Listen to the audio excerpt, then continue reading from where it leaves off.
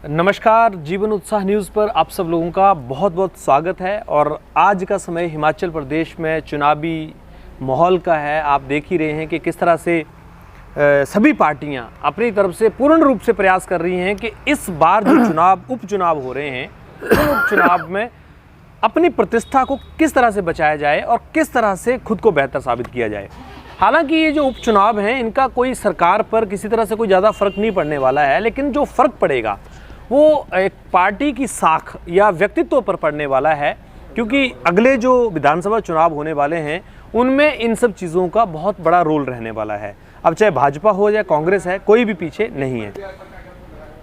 आज मैं आपके बीच में लेकर आ रहा हूँ सुजानपुर से विधायक राजेंद्र राणा जी, जो केवल सुजानपुर के विधायक के रूप में नहीं जाने जाते हैं बल्कि साथ साथ में इस बात के लिए भी जाने जाते हैं कि उन्होंने हिमाचल प्रदेश के एक बड़े चेहरे आदरणीय प्रेम कुमार धूमल जी को सुजानपुर में हराकर जीत हासिल करी थी। और ये एक बड़ा कहीं ना कहीं उनका एक पहचान के रूप में खड़ा हुआ कि मुख्यमंत्री के चेहरे को जब कोई व्यक्ति हरा सकता है इलेक्शन में तो उसकी साख कहाँ तक खड़ी हो सकती है, उसको लेकर हमारे बीच में विधायक राजेंद्र सिंह राणा जी हैं और उनसे अभी हम चर्चा करेंगे। आजकल ये फतेहपुर जो विधानसभा है उसके चुनावी माहौल में काफ़ी बड़े स्तर पर भूमिका निभा रहे हैं।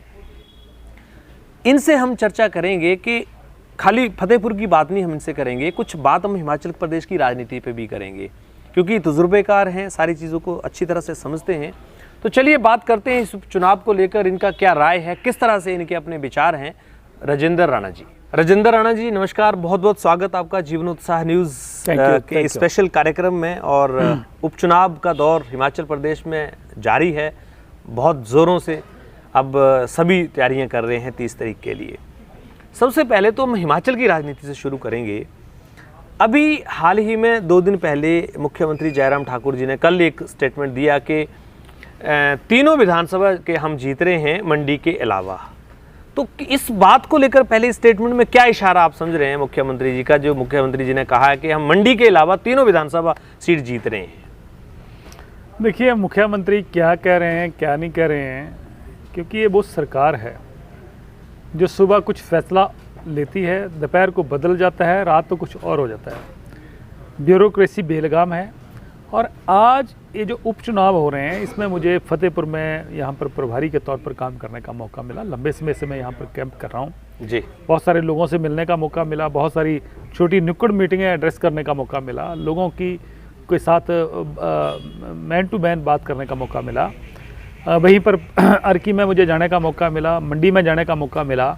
देखिए, एक चीज़ तो बड़ी स्पष्ट निकल के आ रही है कि हिमाचल प्रदेश में नहीं बल्कि हिंदुस्तान का जो आज आम नागरिक है वो इस सरकार से तंग है। आप देखिए कि महंगाई सबसे बड़ा मुद्दा है जी।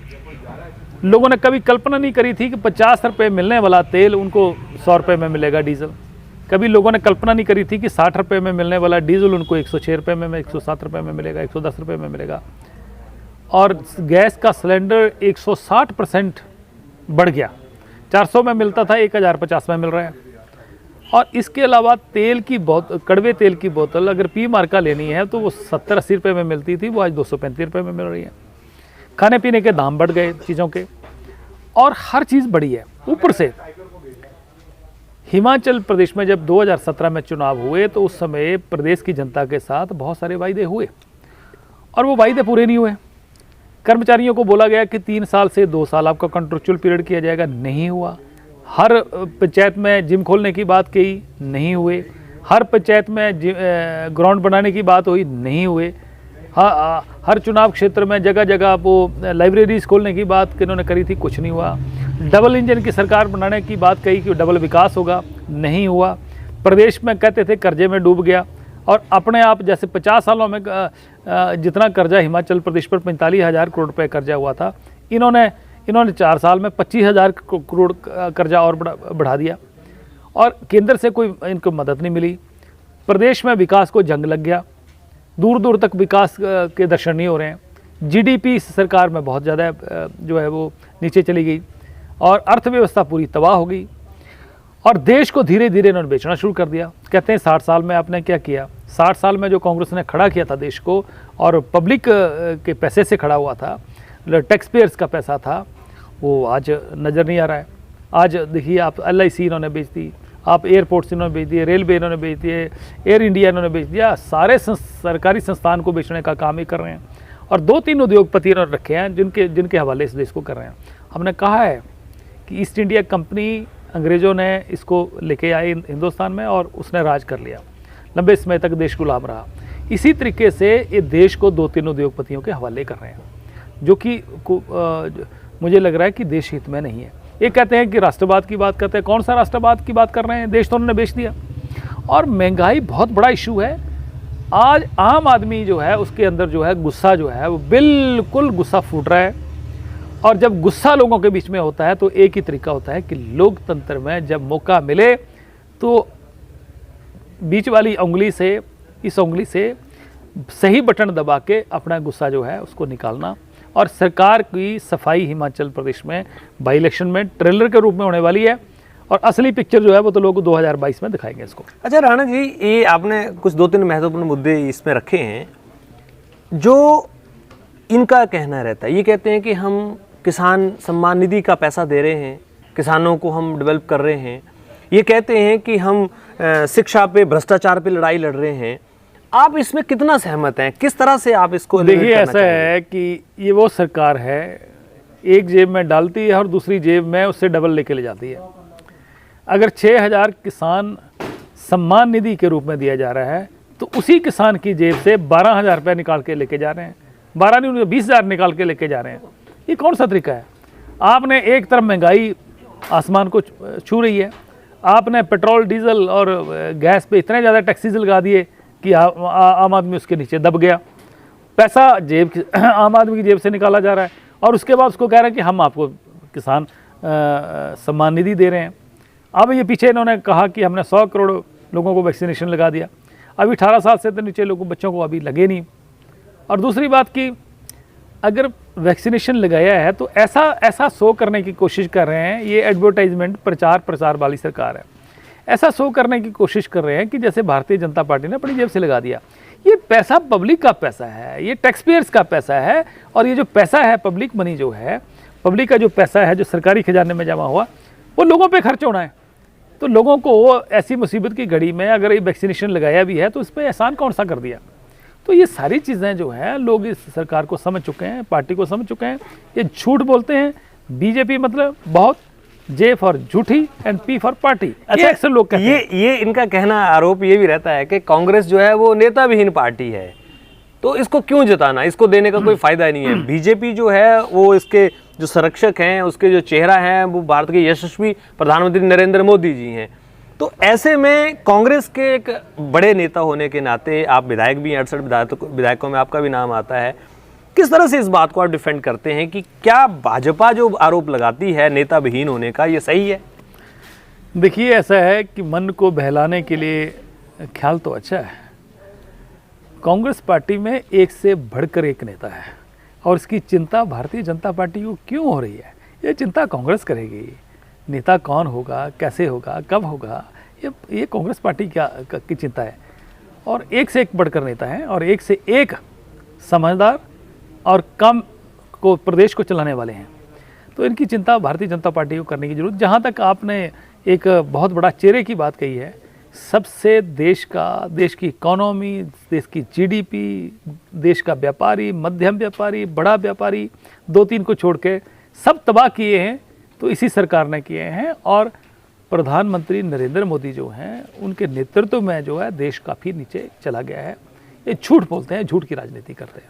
अच्छा, मुद्दे तो बहुत लंबे हैं लेकिन इलेक्शंस के बाद इस पर हम चर्चा करेंगे। लेकिन बाई इलेक्शंस की अभी 3 विधानसभा और 1 लोकसभा सीट पर क्या आप मानते हैं, आपका तजुर्बा क्या कहता है कि कांग्रेस की पकड़? भारतीय जनता पार्टी का प्रदेश की जनता सफाया करने वाली है, कांग्रेस नहीं सफाया कर रही है। कांग्रेस तो ठीक है अपने लिए लड़ाई लड़ेगी और जो भी है, ये प्रदेश की जनता इनका सफाया करने वाली है। क्योंकि प्रदेश की जनता को जैसे गन्ने को उसमें बेलना होता है ना, बेलने में जब गन्ने को डालते हैं तो उसका जूस निकल जाता है, वैसा जूस इस पार्टी ने, इस सरकार ने, भाजपा ने आम आदमी का निकाल दिया है। लोग तंग हैं। अब मैं बड़े लोगों से मिल चुका हूँ, बड़ी जनसभाएं कर चुका हूँ, अभी भी जनसभा एक बहुत बड़ी जनसभा है। इन लोगों ने कुल मिला के लोगों का महंगाई इतनी बढ़ाकर, लोगों का ऊपर टैक्सेस थोप कर इतना महंगाई कर दिया है कि लोगों का गन्ने की तरह इनको निचोड़ के रख दिया है। अब लोग इनको निचोड़ेंगे। मतलब इस बार आपका ये मानना है कि चारों जगह पर कांग्रेस का परचम लहराया जाएगा? निश्चित तौर पर कांग्रेस जो है वो चारों सीटें जीतने वाली है और भारतीय जनता पार्टी का पूरी तरह सुपड़ा साफ होने वाला है।